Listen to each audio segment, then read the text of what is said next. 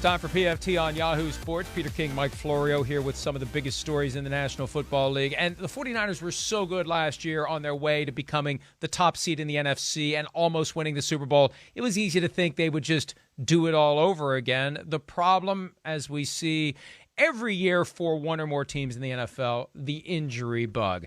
The 49ers have had as many as 14 players on injured reserve, and 2 more will be headed there now, thanks to injuries that happened on Sunday to Jimmy Garoppolo, aggravates the high ankle sprain, and George Kittle fractured bone in his foot.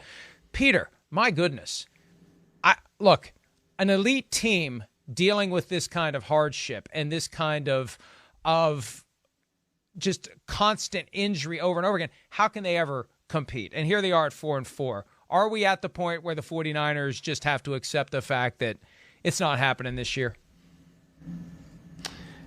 I think so, Mike. I mean, unless they shock the world on Thursday night and beat the Packers. And look, they scored 37 in both games against the Packers last year. Neither one of them was very competitive. You never know what can happen. But, you know, I was looking at this list. 8 of their most important 10 players are gone. 8 of them, of their most important 10 players, will not play on Thursday. You know, you add it, not only of the guys you see on the screen right there, but Weston Richburg, their valuable center, is also gone. And the thing that I think has gotten way too little attention is the loss of Richard Sherman. And, you know, Richard Sherman, to me, enters every game, no matter whether he's getting up there in years, no matter whether he's battling an injury, whatever. He enters the game with a bravado like, come on, Aaron Rodgers, come at me. Come on, let's go. And bring it on. And they are just missing that on defense. Without Bosa, without Ford, without Richard Sherman, with a revolving door recently at safety, with Jimmy Ward being banged up. I just think you look at this team right now, and I'm really worried that this could all force John Lynch and Kyle Shanahan into, because, I mean, right now it looks like they're not going to make the playoffs. It could force them into decisions that they really don't want to make. And decision number 1, what do you do with Jimmy Garoppolo? And I'll pose it to you.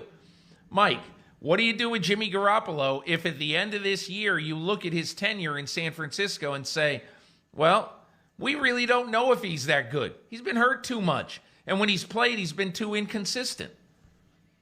They've already fired the shot across the bow when they took a look at Tom Brady in March and were transparent about it. And I think that was the shape up or ship out to Jimmy Garoppolo. You better go next level or we're going to find someone else. There's already been some chatter that maybe they should try to get Matt Ryan and reunite him with Kyle Shanahan. I think their better play would be to try to get Kirk Cousins and reunite Cousins with Kyle Shanahan. But you look at all options now. That's the thing. Everything's on the table. The guaranteed money is over. There's 2 years left on the Garoppolo contract. And I think, yeah, they're at the moment now, however this plays out. Unless Garoppolo comes back late in the season, they get to the playoffs and make it at least to the round of 8, maybe to the final 4. You look at your options and you move on from Garoppolo if you find another choice, another possibility that works under your cap, under your cash, or maybe you draft a guy. Yeah, here's the way I look at it, Mike.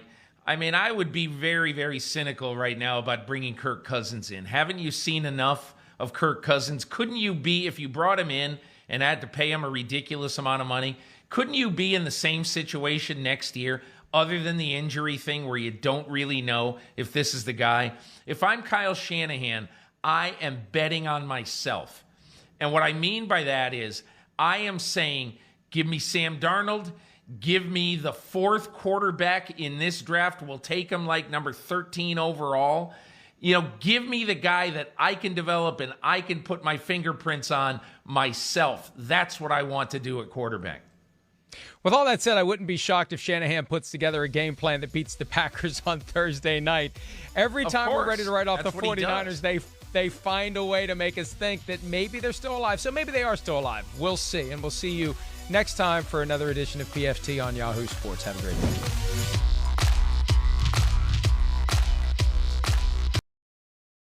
Hi, I'm Mike Tirico, and thanks for watching. Make sure to hit subscribe for the latest news and highlights from NBC Sports.